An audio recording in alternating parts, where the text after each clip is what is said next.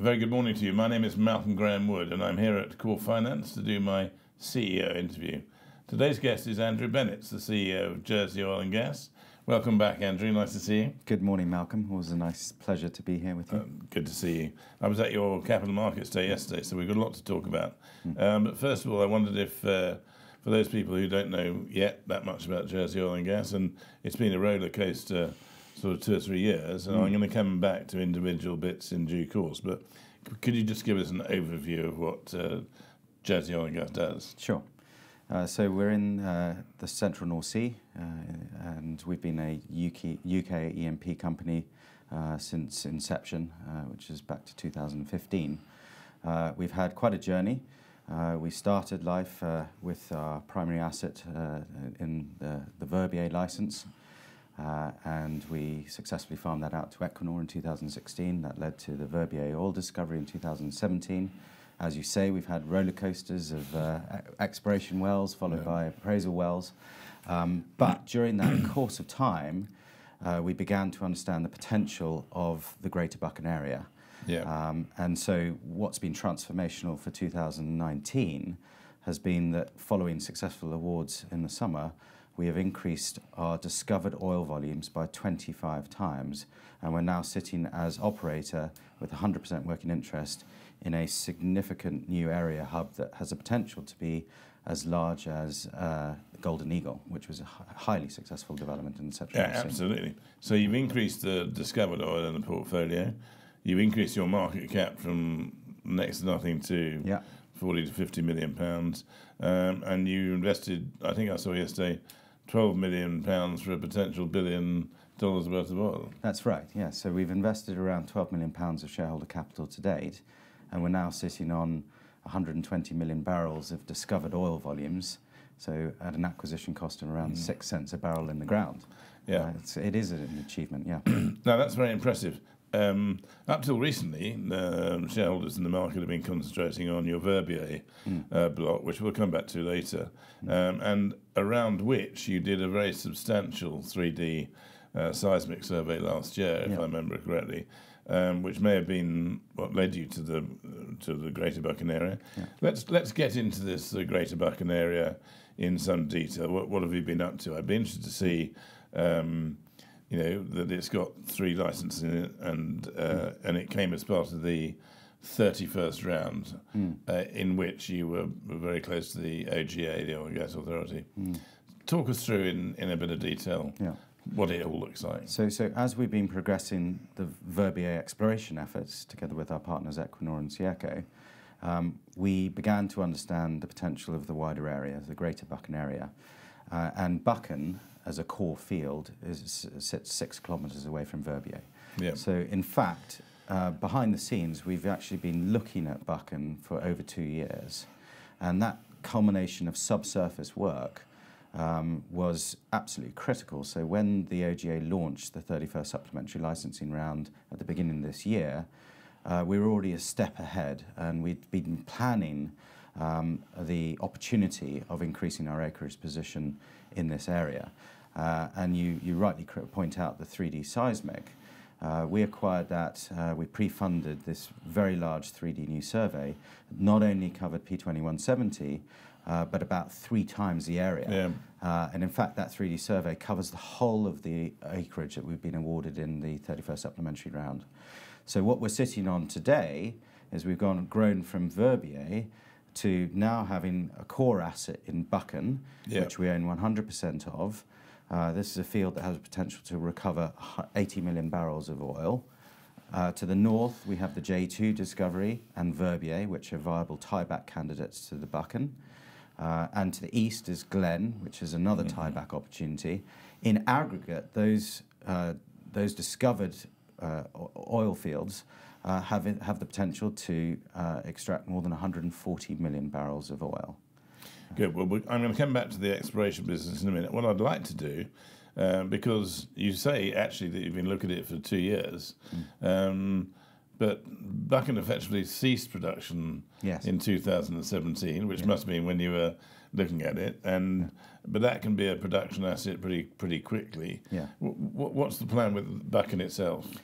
Yeah, so the opportunity with Bucken is largely with its history. So Bucken was one of the earliest fields to come into production in the North Sea in 1981 by BP. At the time, BP thought that it would produce 50 million barrels, and they began to refer to it as the field that kept on delivering. Yeah. Because by 2017, it had produced 148 million barrels, and very importantly, primarily through natural depletion. Yeah. Okay, so the opportunity for us was to come and look at Bucken with a fresh pair of eyes, apply modern technology, and the subsurface work that we've done concludes that there is another 80 million barrels yet to be produced. Now, why did it cease production? It ceased production not because it ran out of oil, but because the topside platform that BP had originally installed back in 1981 had failed its safety case. It had been produced for 36 years, which was way longer than they anticipated. So that topside platform was taken away in 2017, but the opportunity of redeveloping Bucken, which is sweet crude, 33 degrees API, and is a very, very viable candidate for redevelopment, is there, and Jersey's in a commanding position now. So tell me, what will you have to do? Do you have to rebuild the superstructure or work it out some other way? And presumably the Bucken crude was shifted into the nearby pipeline, so you've got the infrastructure in that respect for the area as well. Yeah, so in due course, yes, of course. We are in the early stages of the development phase, so we've just appointed contractors, Petrofac and Rockflow, who we're delighted to welcome to the team. And together we're going to be driving forward the concept select phase. So when we presented our application to the OGA, we presented a concept of a fixed platform, and that's something that we did robust calculations on, and we looked at the economic case for that. What we will do now is we will strip that back to the beginning, and we will start again and look at perhaps 100 different concepts, and we will whittle that down to 6, at which point we will choose one to take forward. Now that's the concept select phase. We then move towards FDP, and our objective is to reach FDP by 2022. Okay, we're in a very good, strong funded position right now for the concept select phase and through forward, and during the next couple of years we have ample time to consider how we're going to take this forward to production. So the big capex is from FDP forward. Later on. So, my next question is in sort of 2 parts, but they are linked. Verbier, obviously the first one, because you've had your ups and downs on Verbier, but you've got 25 million barrels in the book for Verbier, and what appears to be quite a small footprint. Obviously, you're happy with that. You mentioned earlier in this chat that you'll, in due course, you'd tie it back to Bucken and so on. So 2 questions. You're going to keep Verbier warm and look at it again with your partner, Equinor. But obviously that brings in the next question. Yesterday you announced that their 3-month opportunity to join with you in the Greater Bucken area had expired, and they've decided not to pick up on that. So 2 questions, if you wouldn't mind, just sort of knocking on the head for me. First of all, Verbier and then Equinor. Yeah, so Verbier, at the moment we have a recoverable oil volume estimate of 25 million barrels. That is a potentially very viable candidate for a tieback to our Bucken hub. The remaining opportunity on the rest of that license, P2170, is clearly there.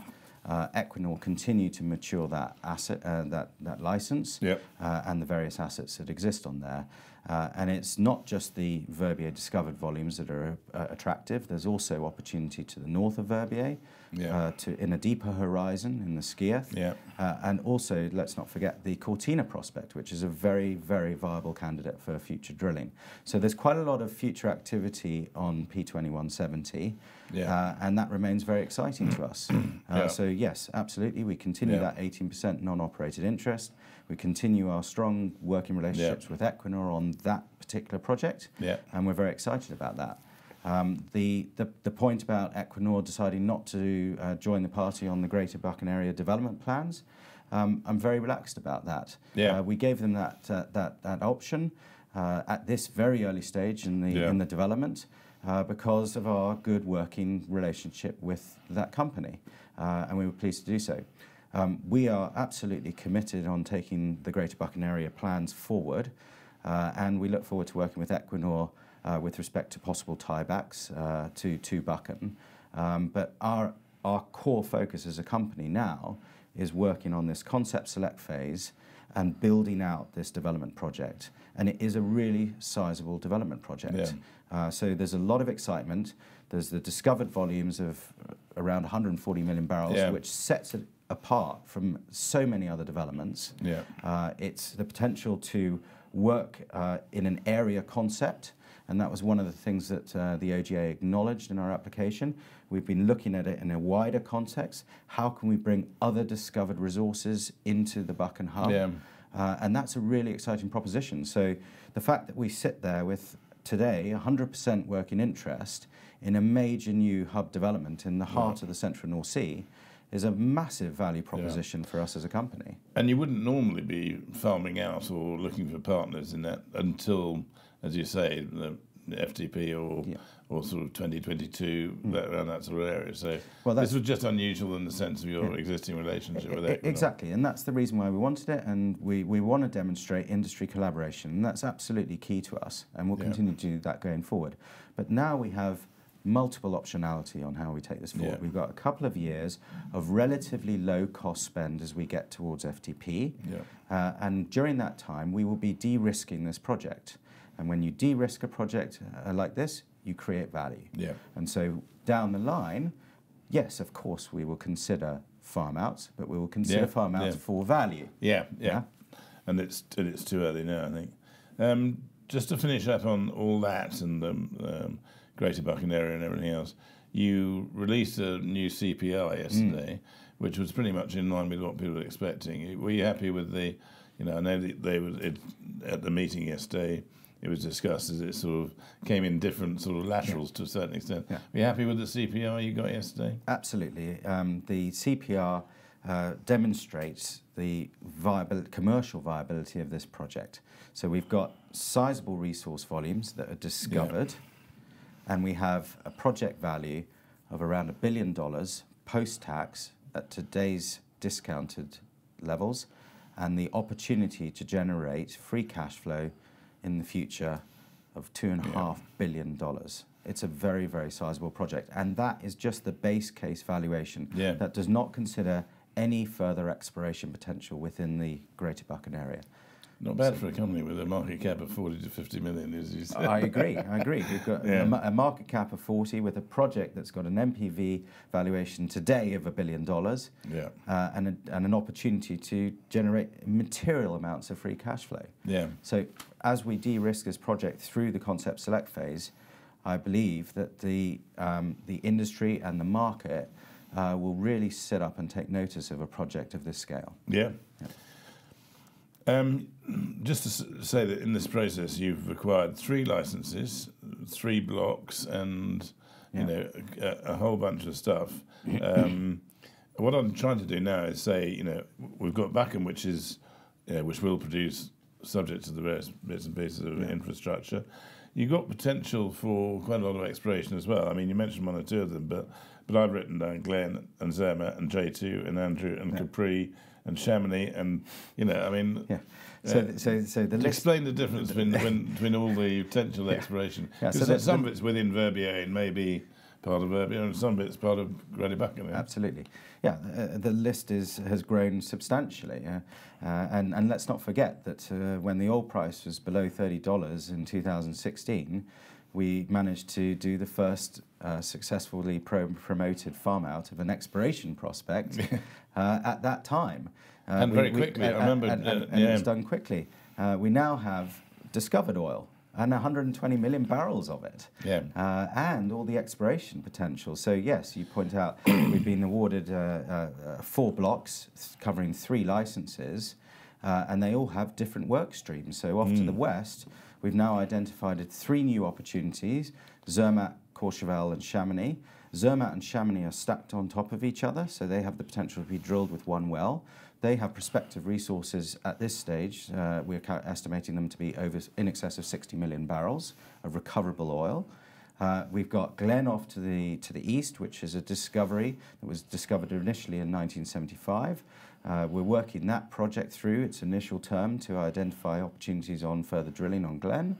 And we've got all the exploration potential in the Verbier license. So there is a lot. There's a many factor uplift in the opportunity set that we have available today as a company. Because there were a number of things yesterday that I hadn't heard, like Capri and J2 and everything else. You've even got something called Andrew. Yes, I know. Right on top of Bucken. So. Normally in these interviews, I ask you what I've always been asking you ever since I first met you. Really, is that you've always talked about going out and buying some production to back up the exploration. Does the fact that you've got Bucken now, which will in due course have a bit of production, stop you doing that, or are you still keeping your eye open for a bit of acquisition? It's a tool to blend very nicely together with our growth assets. So we've got a material growth development portfolio now. That actually can marry quite nicely with good, strong production. So that is an opportunity to add together positive cash flow, which can help us fund through the development phase. So that's something that we'll continue to monitor. The project that we have today is so material that we're going to be 100% focused on taking this forward. But yes, of course, we'll continue to look for ways to grow the business. Absolutely. Excellent. Now, 3 or 4 questions in sort of quick fire, really. You've got a great team. Now, when I first started looking at this company, it was you and Ron and 1 or 2 others in a fairly modest office in Jersey, if I may say so. Yesterday, when you announced your team to stand up, several people stood up around the room. You've got a good team. You've got you're building the team quite substantially. Yeah, so that's something that I absolutely love, and the project like this attracts really good quality people, and we have been building this team. We're still careful, of course. We're still in the same old office that you came to in Jersey, but what we are doing is we're adding real talent to this team, and we brought on some terrific new hires in the last few weeks that are going to be dedicated to this project.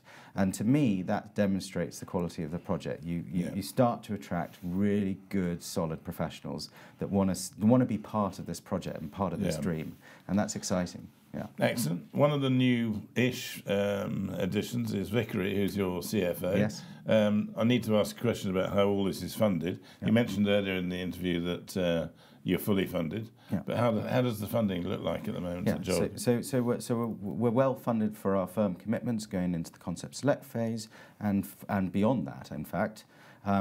We will look at multiple funding routes, and Verbier is very well versed. I've worked with him in the past, and he's a very good M&A banker who's been in the oil industry for his entire career. Together, we're going to be looking at how to fund this in the best way, and there are multiple tools available. There are farm outs, there's vendor financing, there's project financing, there's equity, there's debt.